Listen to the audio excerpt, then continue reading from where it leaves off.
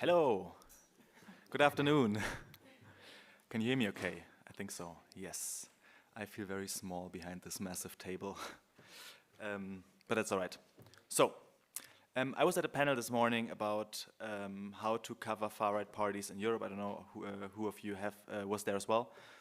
I was fascinated by the panel, and I thought it's a perfect bridge to this panel, because on the panel they were talking about the rise of nationalism, the rise of far-right parties, and also the declining trust in media. And I think what we want to do at this panel is hopefully provide an answer to both problems. Trust in media is declining across Europe and beyond. I mean, there was just, I think, a recent study in the US last year that only 32% of people have like proper trust in mainstream media. Trust in media is at an all-time low in the UK, in France, in Germany.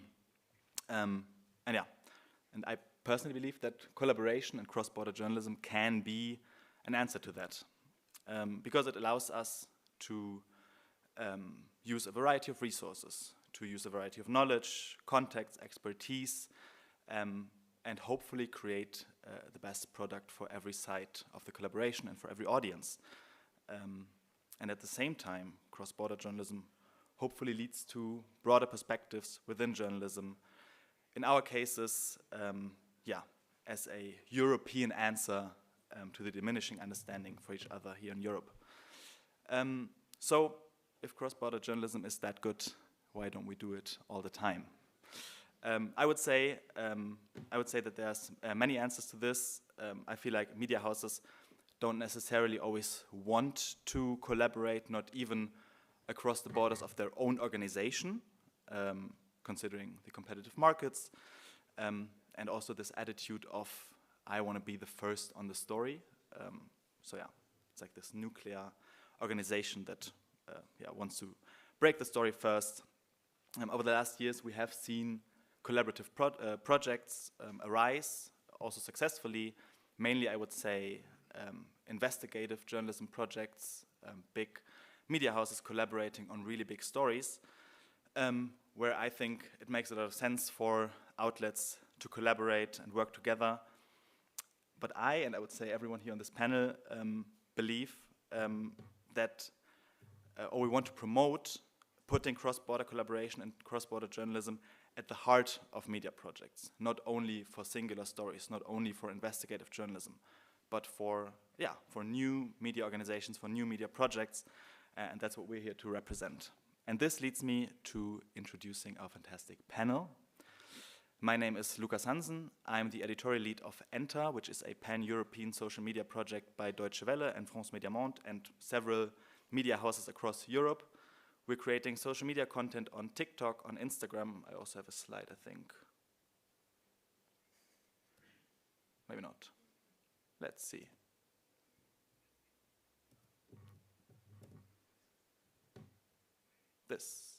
This is the slide. We're creating social media content on TikTok, on Instagram, on Facebook, on YouTube, in 9 different European languages for an audience between 18 and 34 years old.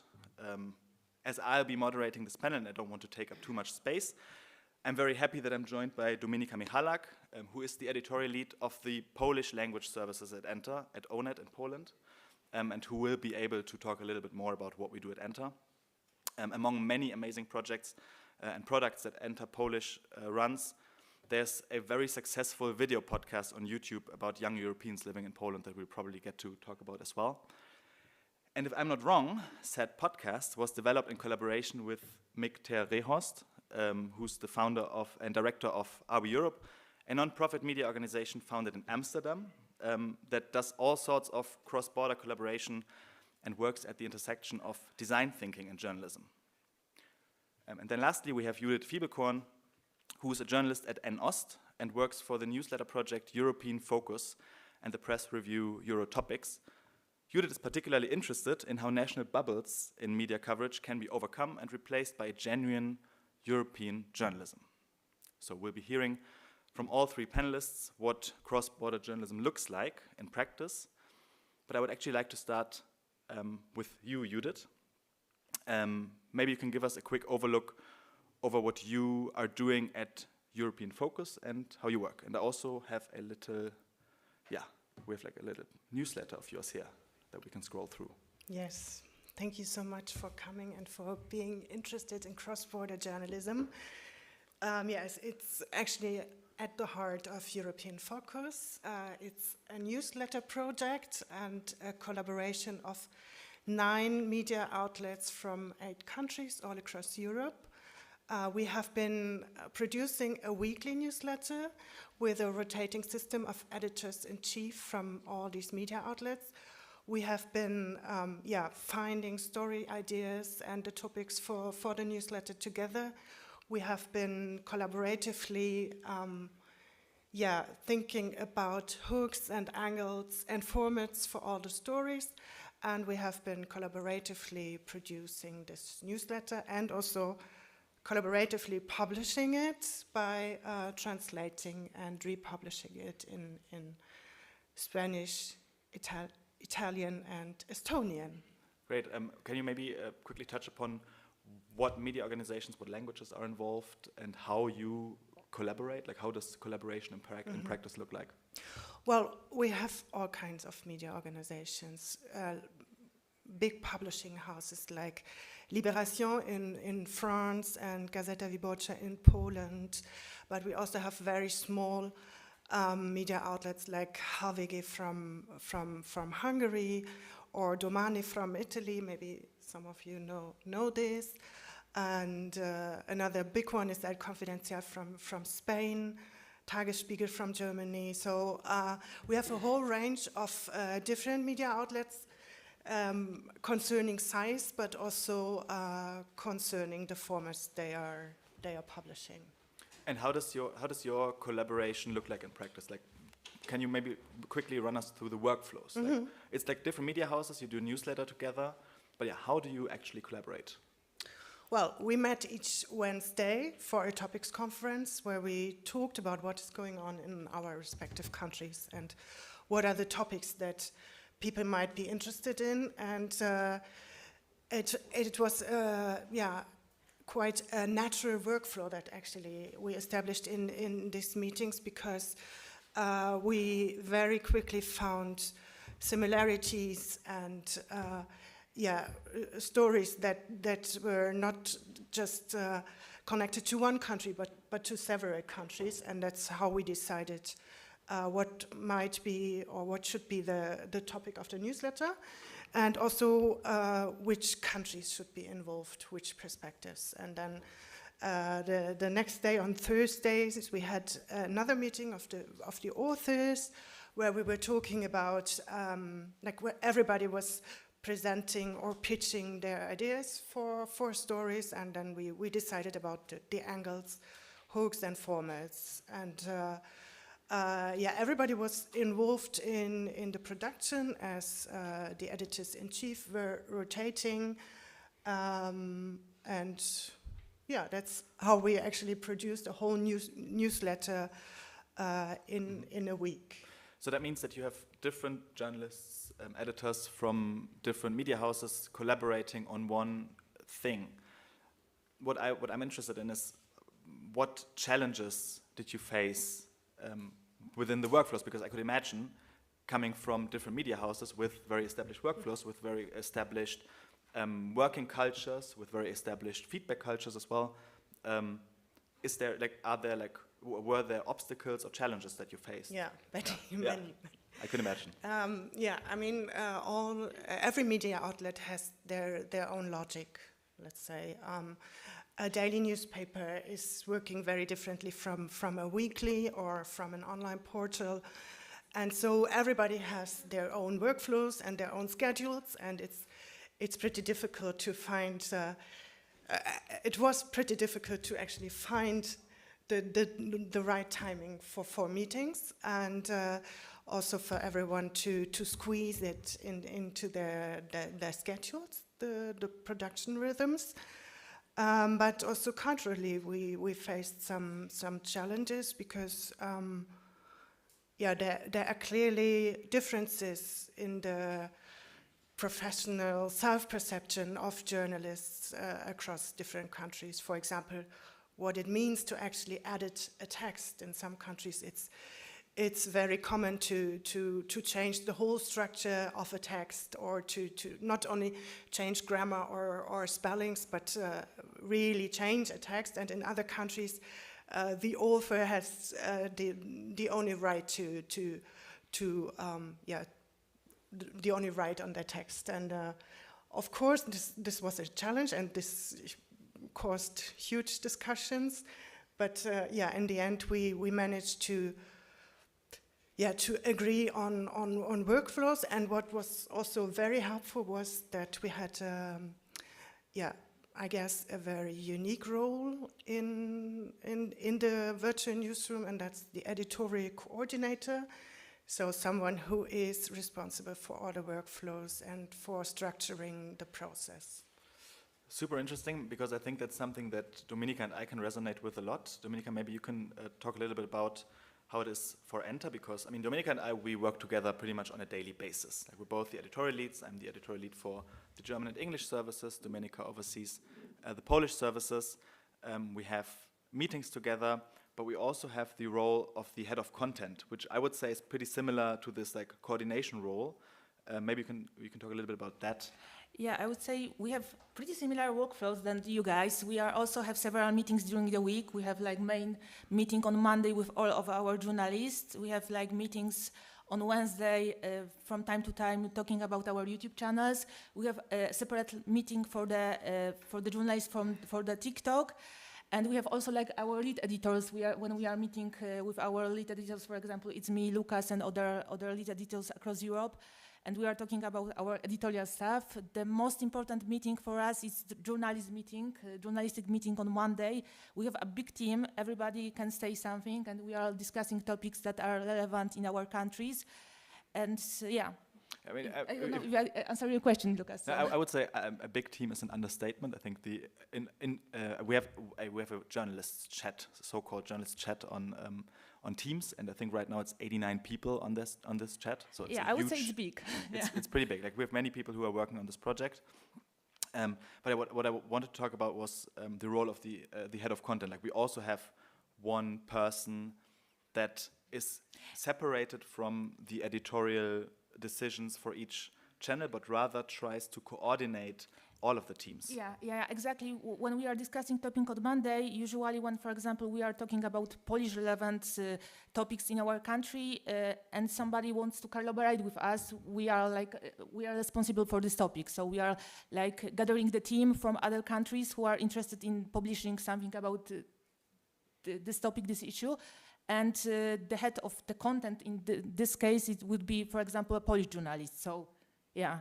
So I think a really big learning for us, and I guess for you as well, has been having someone coordinate the collaboration, right? Because it is, in many of these projects, it's, I would say, pretty complex, because for us, we not only work at already established media houses, but we also try to collaborate with teams in other media houses. So for us at Deutsche Welle, for example, what I try to do is collaborate with different departments at Deutsche Welle, but then we also collaborate with our partners at ENTR. So it can be really complex workflows, and it's really good to have someone who oversees all of that and maybe also analyzes what's working and what's not working, right? One other topic that I want to talk about is, because we now talked about the challenges and how it can be difficult sometimes, but I'd also like to focus on the benefits that specifically the journalists can get out of a collaboration like this. Because in our case, for example, we're a team of mainly journalists who are starting out. Like, I would say, like, the average age in our teams is 25, 26 maybe. So pretty young journalists who are doing their first experiences in journalism. And what would you say, Judith? How do journalists who are working on projects like these benefit from cross-border collaboration? Well, first of all, they get a whole bunch of new ideas from colleagues all over Europe. Now the microphone is working. I don't know, shall I repeat what I just said? No. Okay. yeah, they get a whole bunch of new ideas when discussing topics, and yeah, different perspectives and different angles on topics. But of course, they also establish collaborations that go beyond the newsletter that we produced, and they republish stories in other languages and other outlets, and I think also newsrooms can benefit a lot from this, spreading this idea of a European mindset in the newsrooms, and somehow mainstreaming European journalism.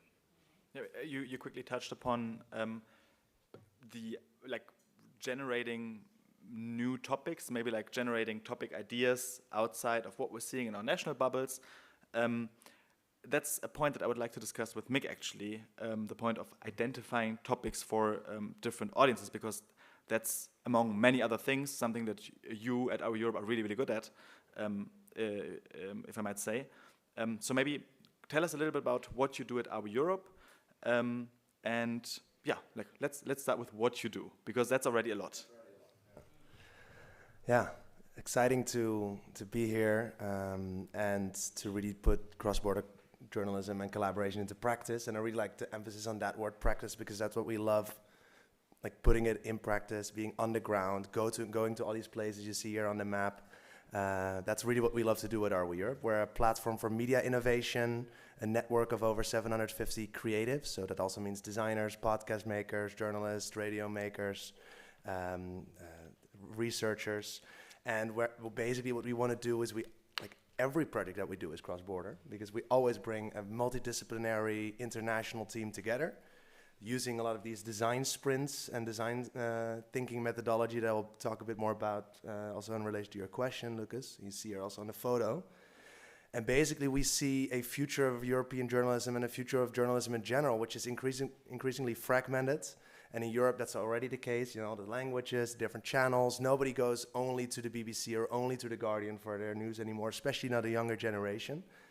And in the inner workings, I believe also the future of journalism is collaborative. We need to collaborate on new formats and new ideas to see what's going on borders. Like, you cannot be a Dutch media and not look at what's happening in Germany or what's happening in Belgium.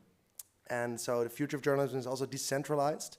And we believe at Our Europe that we want to design a new style of media, inclusive-minded, accessible, and a media that are accessible for all. So that's also our new tagline, designing Europe's media for all. And the design bit is really also what you were referring to, Lucas. It's like design thinking about what we're doing for whom, and identifying challenges, identifying potential places that we can go to that have a specific solution. Like the specific media content is very different in Gothenburg than it is in Naples or in Tbilisi and in Porto. And at Our Europe, we basically run a lot of projects. We're part of the ENTR project as well.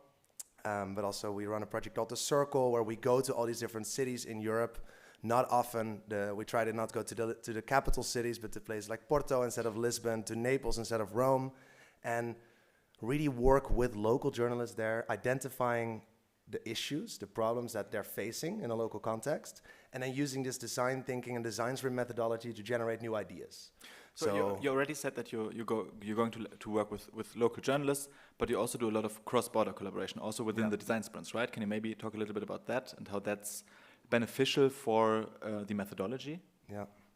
Well, so we always bring a group of multidisciplinary journalists from the location together, but we always try to identify also international journalists working there. So when we run a design sprint, it's usually with 15 people from the local context. Those are mostly, because of our network, also already international. So they work at different outlets, they freelanced for different organizations. And then our team comes in, which is also international. So we bring in an editor, we bring in a facilitator. That's more my role, a bit of the head of content kind of role, seeing what will fit where. And obviously at Our Europe, we try to bring it to a European context, and the local journalists want to make a story that's also really focused on the local context, so also in terms of language and that kind of stuff. So in essence, all these design sprints are always cross-border collaborations, because it's a local story, but we're trying to bring it to a European audience, basically. And we've also used design thinking and design sprints at the ENTR projects. So for instance, it was like, okay, we have all these different languages, all these different channels, the Polish channel, the French channel, the Dutch channel, the German channel. But can we find a format on TikTok that is really collaborative in its essence? That was a challenge that we decided to go and work on together. So we really zoomed in using these design thinking methodologies on who is on TikTok, young people, what type of content would they like to see, and how can we make types of videos that are interesting for a young person in Poland, a young person in Portugal, a young person in France, a young person in Germany. So identifying topics around housing, studying, climate change, and then making formats that are really collaborative in essence. So it's always a Polish journalist and a French journalist working together on a story. And that's what I really love about this design thinking methodology, is that you can zoom in on a challenge and design something that's really tailored to that specific challenge. Just a quick question to the audience. Who here has heard of design sprints and design thinking? Okay. For those of you who haven't heard of it, approach Nick after this panel. It's really cool. Great. Now I completely lost my train of thought. Amazing. My own doing. Perfect. We were talking about design sprints and TikTok. That's what I wanted to talk about. Just for a little bit of context, what we do at ENTR is that we have the different language channels. I already talked about the Polish services and the German and English services. We also have accounts in French and Bulgarian, in Romanian, in Portuguese. So the idea is to really create social media content for the national audiences in their own language, because not everyone speaks English, and we also try to reach audiences that don't necessarily speak English or want to speak English. The TikTok channel is an exception. On the TikTok channel, right now, we only have an English version. If you want to check it out, just look it up, ENTR. You'll find it, and it is really this very collaborative idea that is also visible on screen, because there are journalists from different countries who collaborate on each video. So it's very, very visible. That it's a cross-border collaboration. And it's also been pretty successful on TikTok. We've had like some really viral hits, and the channel keeps growing. So that's great. Talking about design thinking, design sprints, maybe you can explain a little bit why it is specific. I mean, you've already touched upon it, but why is it specifically good for approaching different audiences? Because I think that's something that we've learned at ENTR, and Judith has probably also learned it. Audiences in different contexts in different countries want different things. Like you don't have one solution for all, right? Yeah, that's it's really a process that is designed to keep asking yourself that question: who are we doing what for? And that obviously, because if you do it in a local context, a design sprint or design thinking methodology, if you use it, then you always are asking yourself, who is watching this video? What do we want them to feel after they watch this video? Or what do we want them to do after they watch these TikTok videos? You know, we want them to get into action or learn more or go dig a little bit deeper, look at these other things. And I think the essence of especially the first part of a design sprint is always like, what is happening already that we can use, that we can look into, that we can get us inspired by. We also work with n-ost on this project called The Circle, and we went to all these different places that you see on the map here.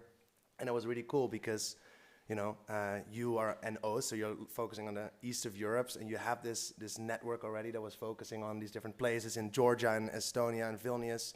And it's really cool to bring also your expertise on what you're working there with someone from the Netherlands who's maybe not so familiar with the local context in Georgia. So it's asking a lot of questions at the start, interviewing people, interviewing your target audience, and then really zooming in on why would you want to get your content served in a newsletter or in a TikTok channel or in a collaborative YouTube channel. So it's really constantly asking the people that you're working with, doing customer research on the go, testing it, making a very simple TikTok video that costs a little bit of time, and then saying, hey, is this something you like? So constantly this feedback loop, and that's what I really love that we're doing at ENTR a lot as well, and also at the project that we're collaborating on, is we're making stuff that we hope is really tailored to what people like, and that's what I love about it.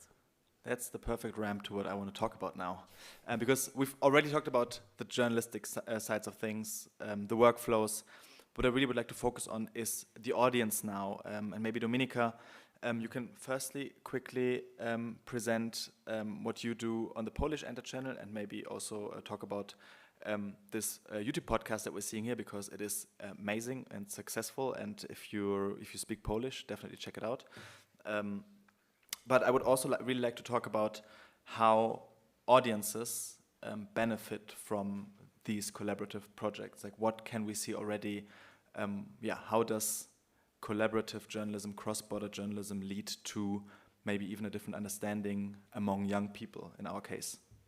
So very quickly, on our Polish realm, we have like four ENTR channels. We have Instagram, we have Facebook, we have YouTube, which is very successful right now, and we are also part of the TikTok team. My colleague is one of the TikTok hosts. I used to be a host, but decided to force my younger colleague to do it instead of me. So we have all of the 4 channels. We are working on it on a daily basis. 3 of them are in Polish only. And this one is actually our YouTube with the podcast format, which was developed during the design sprint with the Mick team, and it's pretty successful. We are inviting to our interviews people who are from Europe, but not only, but who can speak Polish, and they have to be like relatively young, because we are trying to reach a younger audience. And also we are decided to do it only in Polish because we wanted to reach non-cosmopolitan audience as well. So we want to our audience from not from the big cities, but also from the countryside to can relate to this kind of interviews. And your question was about the audience, how the audience react to our content. I would say it's a huge benefit, because as we talk about, we try to reach non-cosmopolitan people who are maybe not so familiar with what's happening outside of Poland, I would say. So we have like the great opportunity to just like bring the Europe to them, basically. So yeah, it's I would say it's kind of very unusual even for the media to do something like this. I would say not even only bringing Europe today, but just pretty much like different perspectives. That's something that we try to do a lot. For example, we have this big Monday meeting that you already talked about. In the beginning of our project, we had all of these different language channels that were mainly meeting up in their own language teams and deciding on what they were going to do in the week, and then we would check in with the other teams to see if we can collaborate somewhere, and we did that for a really long time, but the focus was pretty much on our own teams. So like on my team, like the German and English team, Dominika was working on her team, and a year ago we shifted the focus, meaning that the first meeting that we have on Monday morning is a pan-European meeting, usually with like 40 journalists over Microsoft Teams, where each team presents what's going on in their country right now. Like, what are young people talking about? What's the hot debate? And then from there, we start talking about, I don't know, in Portugal, they're talking about gender identity or fat shaming. That's something that resonates with the German audience, because we just had like a huge shitstorm about this or that online. And then from there, we start talking about how are these debates similar or maybe even different, right? Because how a young person in Romania talks about climate change is completely different from how a young person in France talks about climate change, or even in Portugal, right? So yeah, we really shifted this focus. We now really start from the pan-European meeting, and then from there, start thinking about what to do on the channels. Just as like one very hands-on thing, which I think our project really benefited from, it's just like this switch in focus, switch in thinking. Judith, is that something that you resonate with? Like the how would you say audiences in Europe can benefit from European projects? Well, I mean, each media outlet needs to find their audiences, and European media outlets especially struggle to find audiences, because, I mean, who is it actually who is interested in European journalism? We cannot define this. But as we in our project, we had all these different media outlets involved. They have their audiences, but they somehow cater this audience with a from inside a national bubble. Like media outlets tend to watch at European topics from their national background, and also report from this national background, and so the audiences only know about I have no example right now at hand, but I think you know what I mean when, for example, Italian audiences now about what is going on in Brussels from a very Italian perspective, and you can maybe refer to from your country, and to break out of these national bubbles is something new, and something audiences, I think people really like this, because they then get the feeling that Europe is not just Brussels, but it's all of us, and it's also that there are very similar problems and discussions, but also to understand differences. Great, yeah, I think we'll probably talk a little bit more about this aspect, because I think I think that's probably one of the main topics that I would like to talk about, maybe in the discussion as well. I would like to invite now questions. I certainly have more questions, but I would also like to hear from the audience. Maybe there are people in the audience who work on similar projects. I see this as more of an exchange, ideally. So I would like to hear from as many people as possible. And if you have questions, please feel free to ask. Hi, everyone. Sean Carrier from Rubrika, Ukraine. Want to take the moment to maybe shamelessly promote that we are a media outlet that's looking for cross-border partnerships, so please come talk to me if you want to. But as you mentioned, Judith, what is the European space? What is the European identity? And Mick, I want to ask you, is there a question in the title of your organization, Are We Europe, that is also asking, like, are we Europe? And I think that's interesting for us. In Ukraine, we're asking ourselves, are we Europe?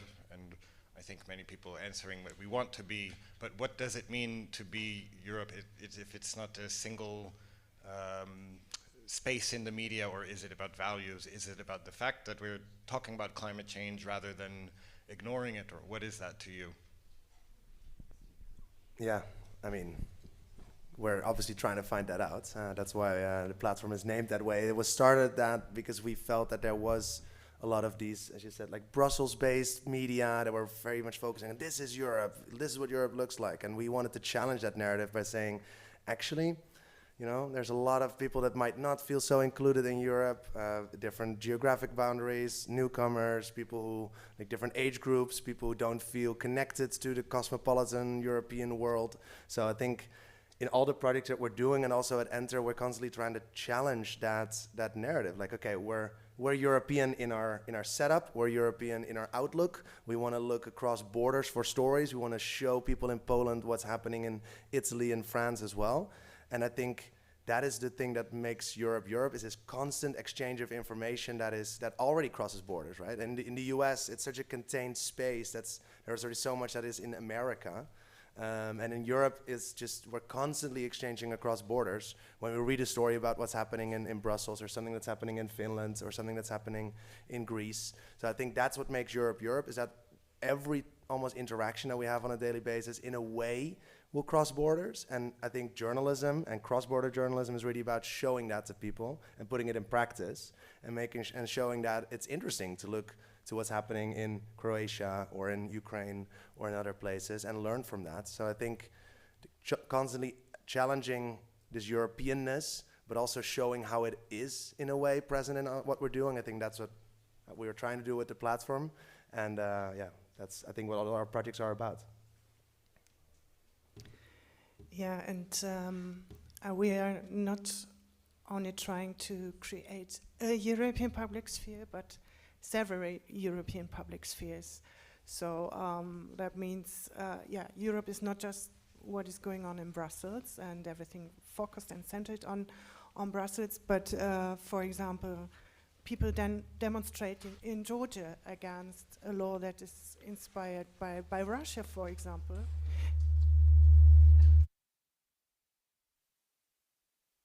That was Russia.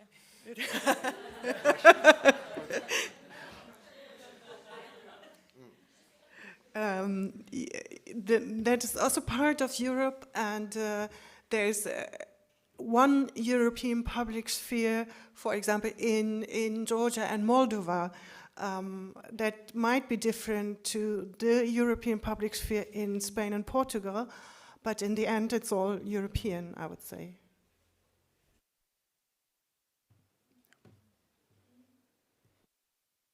Raymond Franken. I'm a journalist from the Netherlands. I've been involved in the past few decades in various European projects, not EU projects, but European projects. I was just wondering, how do you bridge inside your editorial discussions the different journalistic cultures and traditions that exist in different languages? It's easy to say we take English as the lingua franca, but with English also comes the Anglo-Saxon journalistic tradition. Is that something you've discussed, or are you just experimenting with it? Or is it maybe just a generational thing that no longer applies? Do you have an editorial policy to address a thing like that? Just keen to hear your thoughts on that.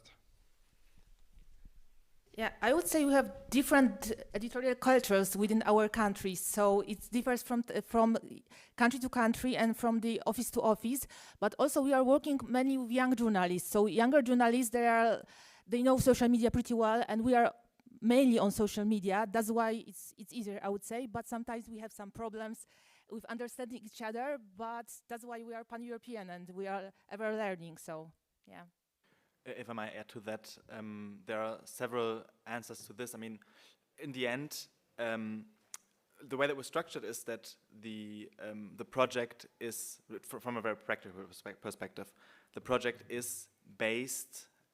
Our project ENTR is based at Deutsche Welle, so Deutsche Welle is kind of like responsible for what's happening in the end. So like there's definitely one layer of where some guidelines come from, but then we try to give a lot of freedom to each editorial team in their respective languages, because they are the people who know best what works for their audiences, right? And that's something that we've learned over time. Like the audience that we're overseeing on the German channel is completely different from Dominika's audience. So yeah, that's definitely, there's a lot of editorial freedom, I would say. And yeah, then I think that's a very valid point. We are working mainly with very young journalists who are just starting out, who are taking their first steps, and yeah, who are maybe like not so focused on a certain way of working and seeing the journalistic world, I would say. Yeah. Judith, maybe you want to add to that as well. Yes, we've been thinking about this a lot, and when publishing the English newsletter, we always said, okay, we have to talk to an European audience and not a Dutch one or a German one, but our texts need to be understandable for everyone in Europe, and that's also a shift when you simply start writing a text. And when it comes to republications, it's not only about translation, but it's also about contextualizing, because what you write for a French audience might not be understandable for a Polish one, and you have to add sometimes only details, but sometimes a lot. You have to completely change a story sometimes, but it's still the same text, the same author, and just make it more eatable, let's say, for another audience. I just realized that that's actually maybe a difference between the two projects, because, I mean, which also stems from one being a newsletter and the other being a social media project, where you're trying to kind of like contextualize and reach like a broad audience.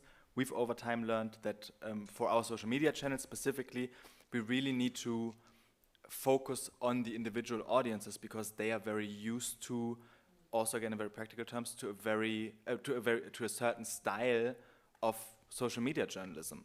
And in order to be successful and compete with the other services or other accounts on the different platforms, we need to make sure that we're in that same niche, so to speak. So that led us to focusing more on the individual audiences and going away from this approach of one shoe fits all that we had in the beginning. We've got 10 more minutes, so if there are like more questions, I'd be very happy to give room to more questions. Yes. Okay, thank you. So I have two short questions. One is more geographical, like to all of you, do you think of expanding your area of activity? Like on your map, I saw there is, for example, no Turkey. Of course, we know how is the situation in Turkey, but also the Baltic countries. This is just Vilnius, so it is like your choice, or you still didn't expand that far? And the second question is, maybe I didn't understand well. For all of you, there is the young target, or you just work with young people because of social media? Thank you. Yeah, I think quickly to that, you. Yeah, Dominika. we on N, we are focusing on the Gen Z, I would say European Gen Z, but yeah, they are kind of different, I would say. So. We at European Focus, we are definitely targeting not Gen Z, but I don't know, actually, people interested in Europe and European affairs. That's certainly not Gen Z.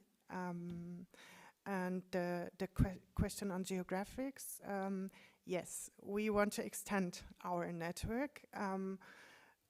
Actually, our project is on hold for now because we don't have the funds right now, but we applied for new funds from the European Commission, and we want to extend our network. We have new partners from Ukraine, Georgia, and Lithuania, and I mean, we have a partner covering all the Balkans, plus Greece and Turkey. So we have a quite extended understanding of what is Europe.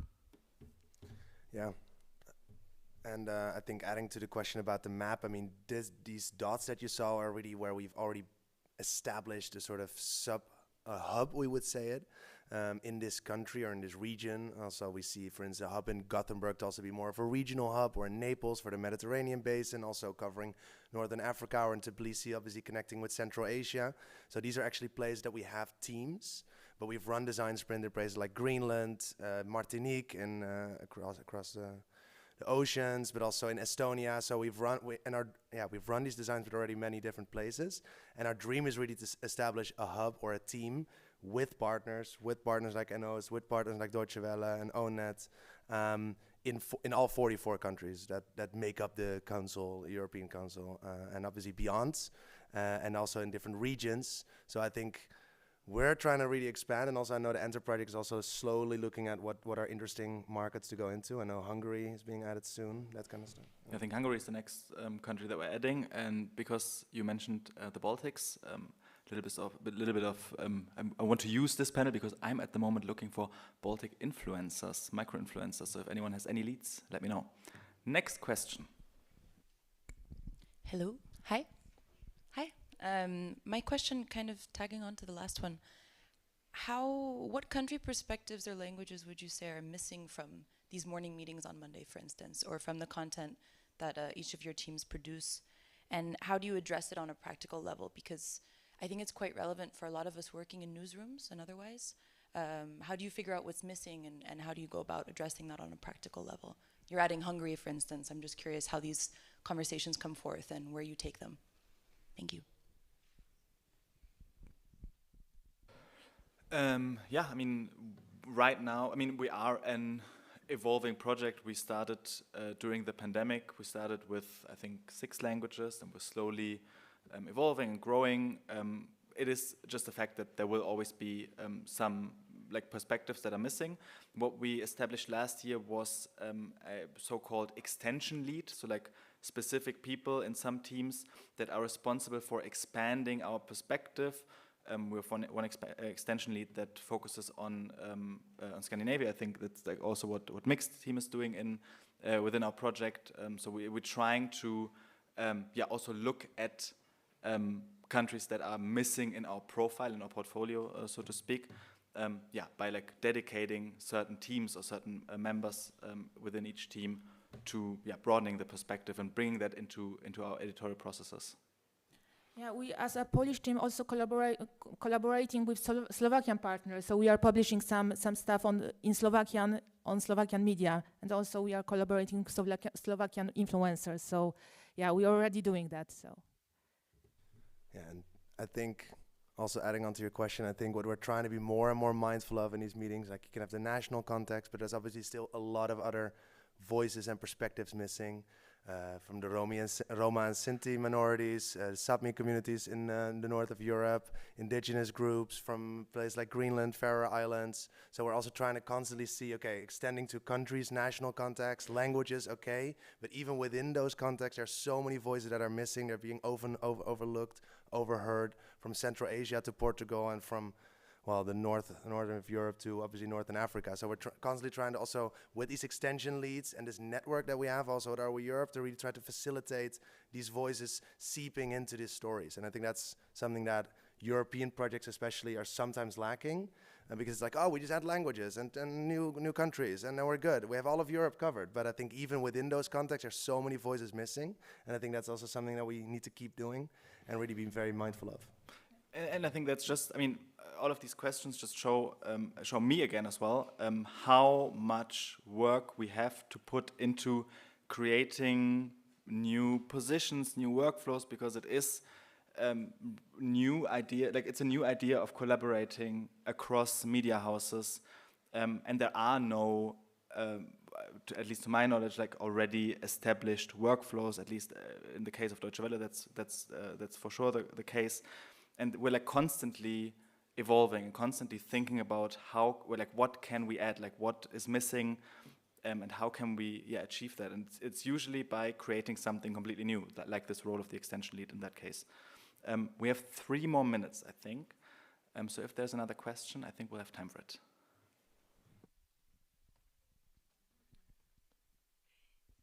Thank you. I was wondering, especially when you asked about Hungary, we could assume that the commonality of Europe is a unifying factor, but I want to ask you about those things that are not unifying, especially now how different the freedom of expression, respect, as well as threats is separating Europe from this kind of unifying voice. So are you tailor-making digital security sprints for everybody in different newsrooms? How are you combating the wave of illiberal democratic advancement in Europe?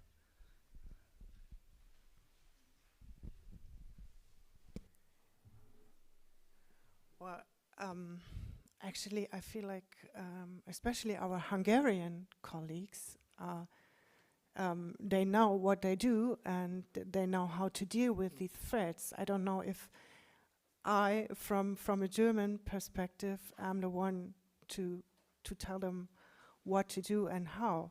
So, well, yeah, that's a good question. No, actually, in our organization, we were taught by an Azerbaijani, which is similar, I would say, or even worse. But I think this shift is very important. Yeah. Yeah, I mean, I think that's what putting cross-border collaboration in practice is all about, that we learn from these different contexts, learn what's happening. That's why these kind of conferences here are so important, that we actually share what's going on and share, I mean, it's always easy to say share insights and best practices, but that's why it is so important to do these cross-border collaborations, because no journalist at one newsroom or at one project or in one national context will have these answers about how to combat this wave of illiberalism coming through Europe. But I think if we're looking at almost these playbooks that are happening from Hungary to Italy and from the Netherlands to Portugal, I mean, I think we can inform people about what's happening, and then obviously it's up to people themselves to make up their own minds. And I think especially younger generations are, they are looking across borders. They're looking to places for this information. I think that's what a project like ENTR and the project we're collaborating on are so important, because this younger generation will, they see this, but they obviously feel a lot of anxiety about it. So I think journalists and young people that's what our project's trying to do, inform them about what's happening. That is correct, and I also think that's why we're putting cross-border collaboration at the heart of these projects, because we can learn from each other, and we do that on a daily basis. Like, we talk about editorial processes, we talk about learnings, we exchange ideas, we exchange content, but we also exchange workflows and knowledge. And I think we're done. I thank you all very much for attending this panel. Thank you so much. Have a great rest of the festival. Thank you.